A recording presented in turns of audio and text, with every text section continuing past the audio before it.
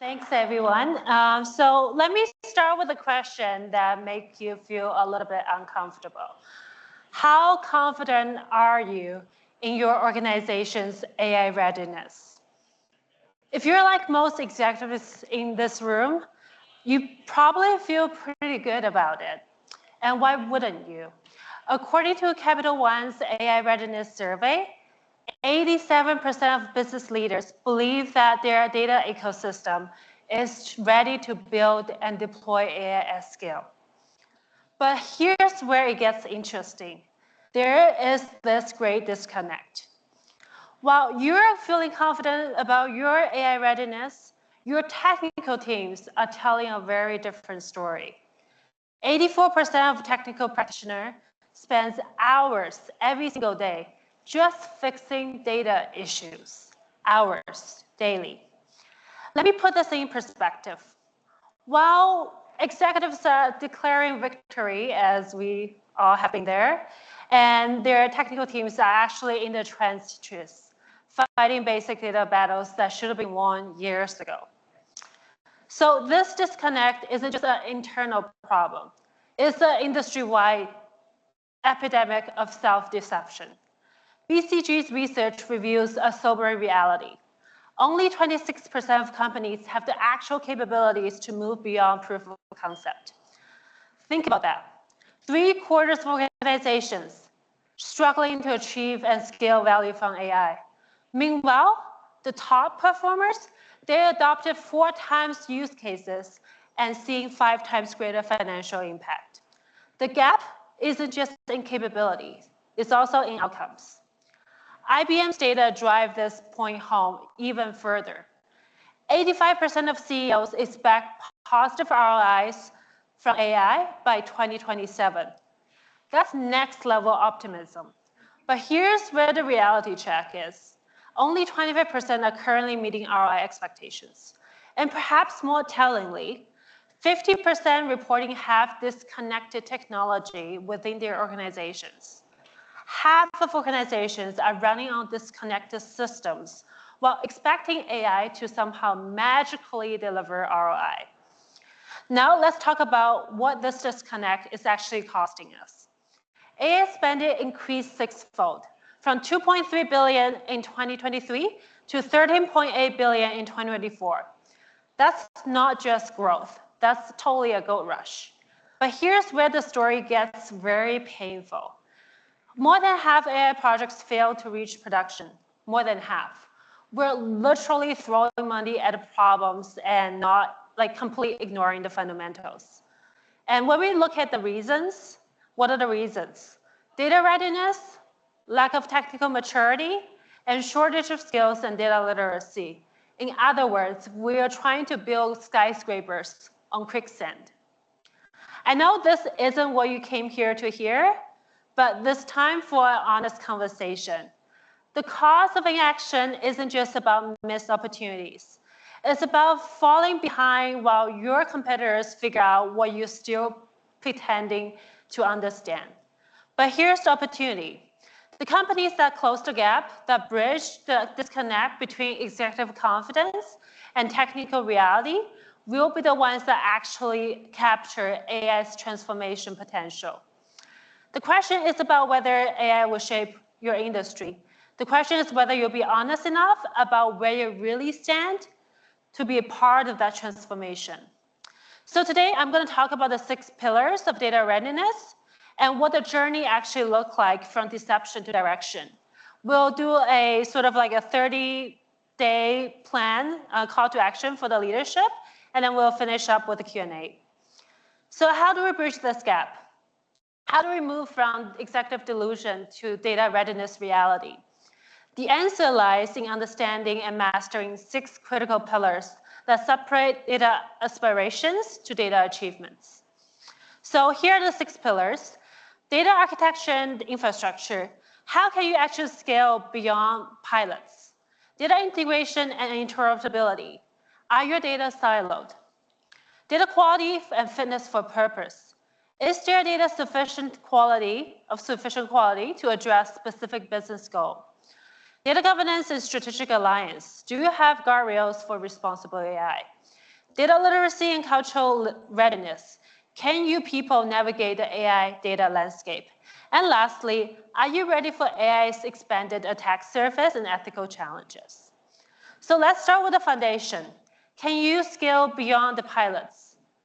This is about having the right data structure, a data architecture and infrastructure, and it needs to evolve beyond traditional data warehouses and data lakes to lakehouse and medallion architecture.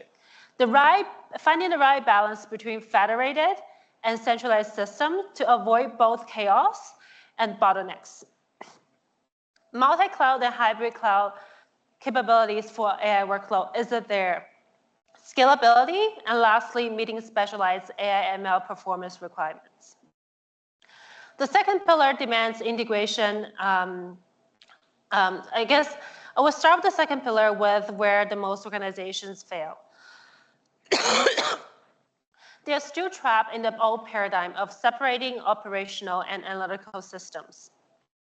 The future belongs to operational analytics, where analytical insights integrated back to operational systems in real time.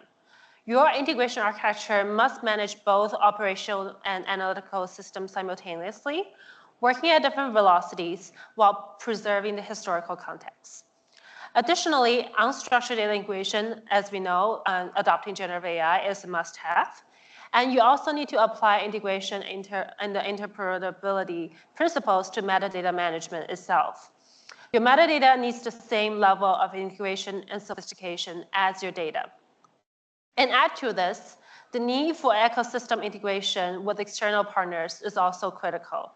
You need to shift fundamentally from a centralized to a distributed data management practice. The question for the third pillar is, do you have the guardrail for responsible AI?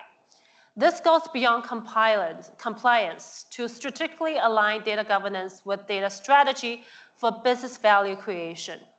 You need governance structures, operating models, tooling, policy frameworks that enable value, not just manage risk.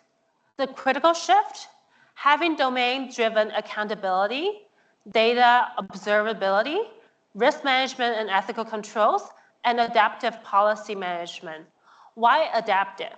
Because AI is evolving faster than your policy can keep up, and your organization needs to be as agile as your technology. The fourth pillar poses the question about the fit for your data for AI. This just isn't about clean data. It's about data quality measurement, monitoring frameworks, profiling, remediation capabilities. You need bias and fairness controls, use case-driven assessment from contextual fitness, automated continuous quality checks, and clear accountability structures.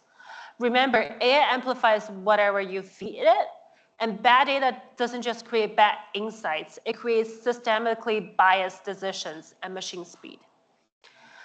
And the fifth pillar addressed the question about the people and data AI literacy. Cultural skills, literacy, leadership processes aren't just nice to have, they're the make or break factors. You need domain level data expertise development, executive buy-in for data-driven decision-making, and change management capabilities for AI transformation. And here's the uncomfortable truth. If your executives doesn't even know how data or AI work, your AI initiative will likely fail regardless of how sophisticated your technology is. And lastly, we have to address the important aspect of data security, privacy, and trust. Your security framework, identity access management, and monitoring capabilities in incident response model must evolve also for AI. There needs to be AI-specific security control, privacy-preserving AI capabilities, and data protection frameworks, trust explainability mechanisms, and output security with content safety. So AI doesn't just process your data, it learns from it, generates from it, and then you can expose it in ways that you never anticipated. So these 6 pillars aren't just technical requirements. They're the foundation for transforming from AI aspirations to AI achievements. The company that mastered the 6 pillars will capture the value. Those that won't or don't will continue to fund expensive POC that never see production. So now we understand the 6 pillars. Let's examine the journey itself. The path from data readiness delusion to AI enablement reality isn't just about technology. It's about navigating fundamentally changed landscape. 5 shifts in technology and business landscape have created critical data management challenges that's currently breaking traditional approaches. And thankfully, we already have the solutions that we have talked about years ago to address them. The first one is diversity of analytics use cases. The explosion of AI use cases creates 2 question problems: data proliferation and data intensiveness. The solution is to treat data as products with clear ownership, quality standards, and consumer interfaces. The second challenge is distributed applications. So the shift from monolithic to micro services architecture fragments your data across small components. And you can address this by actually applying DevOps principles to data pipelines for automated, reliable data delivery, which is called data ops. And then the third challenge is actually with computing, cloud computing and faster networks. So with cloud computing and faster networks, we separate compute and storage requirements. That requires fundamental different data organizations and modeling approaches, while access lag can cripple performance. So we need to adopt something like the lakehouse architecture that combines both data lake flexibility with data warehouse reliability through structured bronze, silver, and gold data layers medallion architecture. And then for the last 2 is, one is, how do we address all the new privacy risks, the new regulatory requirements, and traditional centralized control actually cannot scale with distributed AI implementations. What we need is the central authorization with federated governance, setting enterprise standards while enabling domain-level autonomy. And the last piece is, how do we extract value from data assets while maintaining control and governance across distributed teams and external partners? And we have heard these 2 terms many times: data mesh and data fabric. So before charting the path forward, we need to honestly assess where most organizations stand today. So the current data landscape, architecture landscape, is broken on both sides. On the provider side, enterprise data warehouse promised unified view, but became bottlenecks because it cannot adapt to diverse AI requirements. And data lakes turn into actually a data swamps where data actually die instead of to drive insights. Years of patches and workarounds created this big ball of mud architecture that's so complex. I'm referring to most of the enterprises here. And central teams became very overwhelmed and become the bottlenecks who could not scale with demand. So on the consumer side, people suffer equally. Data access lag means that business opportunities are passed before user can get the needed data. Context gets stripped away as data move through multiple transformation layers. And business teams cannot experiment, iterate, respond quickly to the changing requirements. And most critically, nobody actually owns the data quality from end to end, leading to some finger pointing sometimes when AI model fails. So these aren't just technical debts, they're strategic paralysis. And your current architecture probably need to be rethinked to think about how can we leverage that to enable AI success. So the next slide we'll be talking about, this is, okay, I was pressing the laser. Okay, there we go. We cannot, there's 3 key components of AI as pointed out in Deloitte, one of Deloitte's white paper. They're, the business use cases, which need to be clearly defined before you talk about adopt all the technologies, and then identify the appropriate algorithm techniques that require and considers scalability, interpretability, and computational efficiency, and then managing, and also manage data challenges as well. So I won't go into the details here because just for the sake of time, but here is how you navigate from where you are to where you need to be. The journey consists of 4 strategic phases. The first phase is establish your strategic data foundation and comprehensively assess your AI data readiness. The second one, implement pilots on critical data and domain while creating data improvements and remediation roadmaps based on your prioritized use cases. The third phase scales the ecosystem by extending standards and best practices across domains. And the last phase, your goal is to achieve enterprise-wide transformation through democratized data capability. So the first phase operates under the core philosophy of truth before transformation, strategy before systems. You cannot build sustainable AI capability on shaky foundations. Reality-based assessment means honest evaluation of current architectural limitations and organizations' readiness without sugarcoating failures. Most organizations skip the step. I talked to a lot of clients who skip the step because executives don't want to hear how unprepared they actually are. And this is precisely why most AI initiatives fail. The business-first alignment secures stakeholders buy-in through outside-in value demonstrations before diving into technical architecture decisions. Your technical team may understand the problems, but without business alignments, you never get the investment needed for this transformation. Strategic clarity before implementation defines clear AI ambitions, use case priorities, success metrics before selecting the topology patterns, which we'll talk about in phase 3. And there's too many organizations choose technology first and figure out the business case after. And I have clients who bought GPUs and come to us after, what are we going to do with it? So this is a foundation-first approach, builds governance, data readiness, organizational capabilities. These are not afterthoughts. They need to be like there as prerequisite that everything else that follows. And here, I'm not going to go into depth here. Everybody know what these steps are, so I'm just going to skip that. And then for phase 2, we follow the philosophy by learning by doing with strategic intent.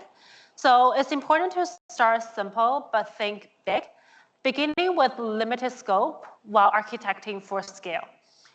Business value comes first by prioritizing use cases with the highest pain point and ROI potential, and risk-informed decisions uses assessment-driven approaches for scope and priorities. And lastly, incremental complexity add capabilities progressively based on learning rather than assumption. And here are the different ways to think about pilot patterns, what the initial technical architecture might look like, what the governance, operating model components, pilot implementation, what needs to be done, and lastly, how do you learn and scale, learn and prepare for scaling in phase 3. So in phase 3, the philosophy shift to scale the foundation, not the complexity. Most organizations scale by adding complexity. Successful ones only scale by standardizing simplicity. Source-first scaling establish stable data product delivery before expanding to the consumption side. Value-driven expansion ensure every scaling step adds measurable business value. Trust preservation maintains business confidence through reliable and governed scaling. And progressive automation replaces manual processes with reusable templates and services. So what are the 3 pillars for strategic execution here? One is golden source management ensures data ownership, quality, gap closure through domain-level data ownership, data quality framework implementation, and data gap identification and remediation plan. And ideally, you also want to have a data marketplace that facilitates data product creation, sharing, and monetization through self-service data product platforms. And lastly, how do you turn data into value?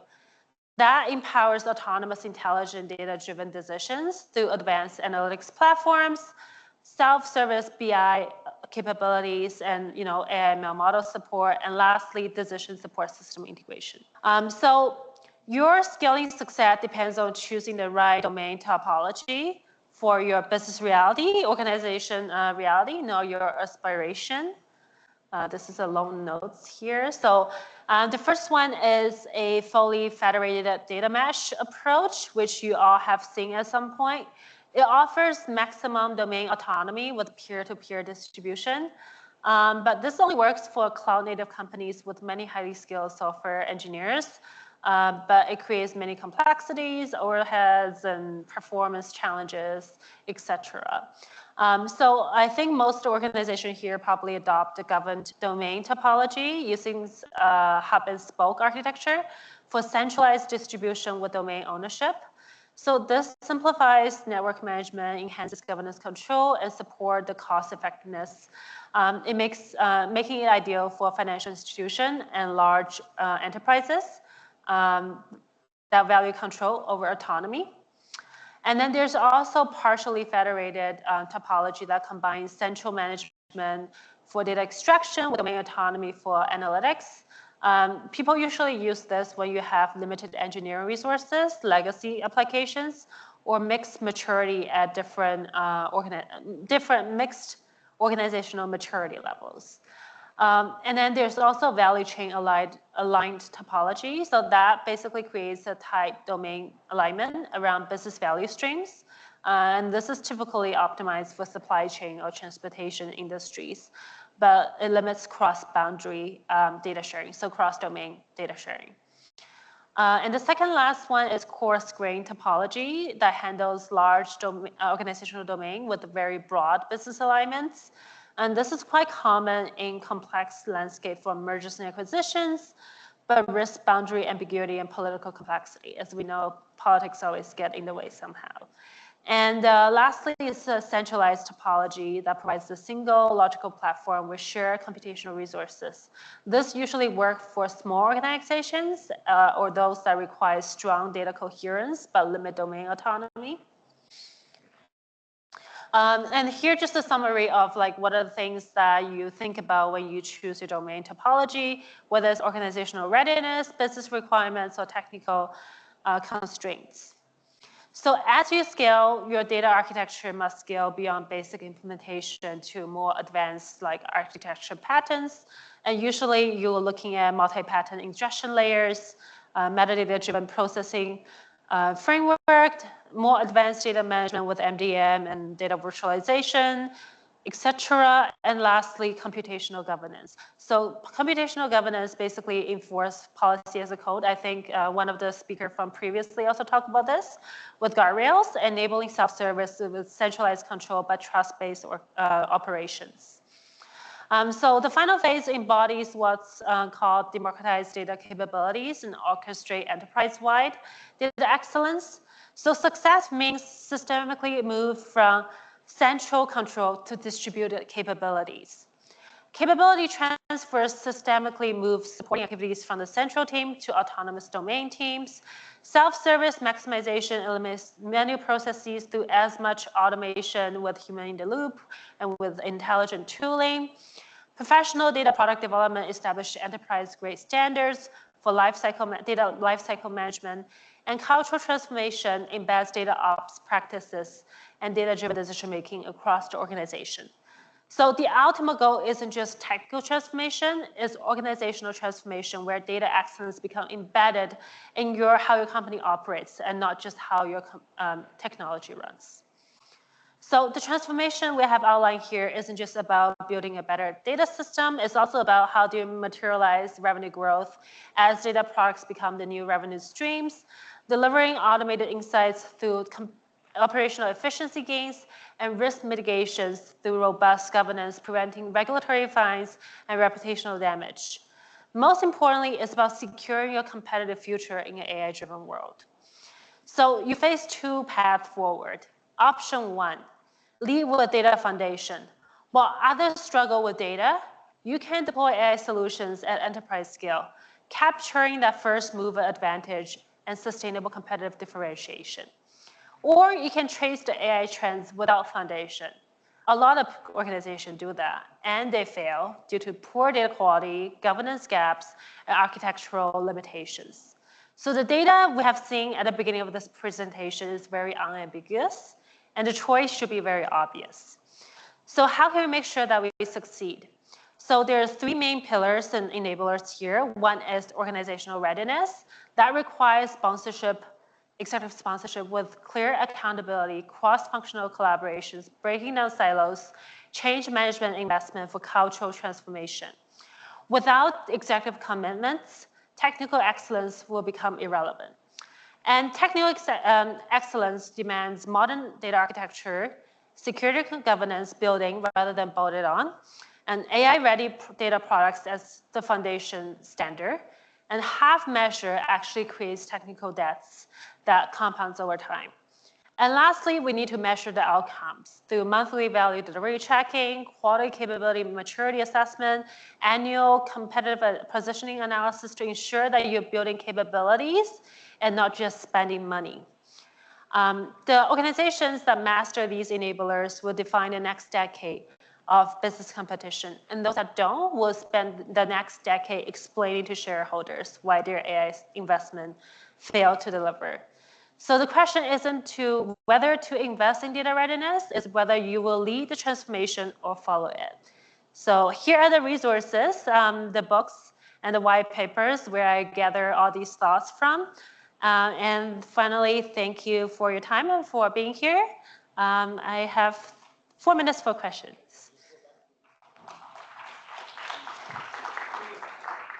Previous slides? Okay. Yeah. Okay. Okay, thank you, Helena. We have time for a couple of questions. Anyone, please raise your hand if you would like to ask a question. Hello, really great talk. I just want to preface this by saying I spent the first half of my career in AI on the product side and engineering side, and I spent the second half of my career in data engineering as an IC and then tech lead and director. And I've worked in groups, mature groups that have a lot of the data foundations as aspirational goals. And they had it before Gen AI became very exciting. The one thing, or the part of this presentation that I'm curious about is how would you respond to a bit of pushback that says success in AI and building AI-enabled products is orthogonal to the data foundations? Because as I really like this presentation, I'm just a bit confused because I think there's a lot of value to be unlocked with AI on a team and product-based basis. And there's a lot of value in the data technical excellence at the organizational level that you presented. But one can enable the other, but I think you can still realize a lot of value and success in AI. So to say that you need to do this as a pillar of success, I think a lot of groups are still just thinking about data products and like the concept, oh, what's a data contract at an organizational level, mature groups. So that's my question is how would you address a bit of pushback about these are perhaps orthogonal aspects of success that touch in related ways, but I'm just confused about how one can be a prerequisite for the other. Does it make sense? Yeah, 100%. And one of the data management, because when we talk about generative AI, the type of data is unstructured, right? More so unstructured or semi-structured than structured data, which most of the traditional data management principles apply, where the traditional data management principles apply. But under the data management principle or dimension, there's also that document and content management. And I think that's also very critical as well. And the way how I see it isn't, whether they're orthogonal to each other. It's more about the type of problem that you're trying to solve. Like if you want to succeed and make sure that you're generating ROI with AI, you have to be solving critical problems using critical data in critical domains, right? And whether that you can do that without the data foundation or whether you have to do that with the data foundation, it very much depends on the use cases. But the clients that I have worked with tend to always have to build that data foundation first and do it right before they can really scale the AI deployment. Because what happened often, we have seen it with some of our clients, is that they have like siloed AI deployment. So when it comes to like enterprise-wide transformation, there's no standards. There's no policies that's standardized or best practices that's like widely adopted. So it could create bottlenecks. Is at least what they complain to us. It's like, oh, we're doing this in silos, there's bottlenecks. How do we move past this? Like, how do we break down the bottlenecks and get more AI solutions and products into production? Yeah, I know I didn't really answer your question, but I just sort of want to share sort of what I have learned with you. Yeah. Any other question? I actually have a question. Where does AI harm and data harm fit into this platform of designing a data system that is ready for AI? Yeah, so that's a very important aspect. I think I briefly touched on that. I think it was, which slides? Okay, this is gonna take a while, but basically, when we're thinking about model training and model inference, right? There's the data representativeness matters a lot, and the bias and stereotypes data need to be unbiased. And specifically, there's different bias and stereotypes and fairness control mechanism we can put in place, especially when it comes to generative AI. So it's also about the computational efficiency when you train the models as well. So if you have a data that's well represented, right? Because usually Sarah Hooker gave a really good talk a few weeks ago on this. So basically when you train the model on like regular data set that's like less curated, they spend the 10% of the training time learn about most of the patterns, like 90% of patterns. And they spend the 90% of the training time actually on those very small nuanced patterns.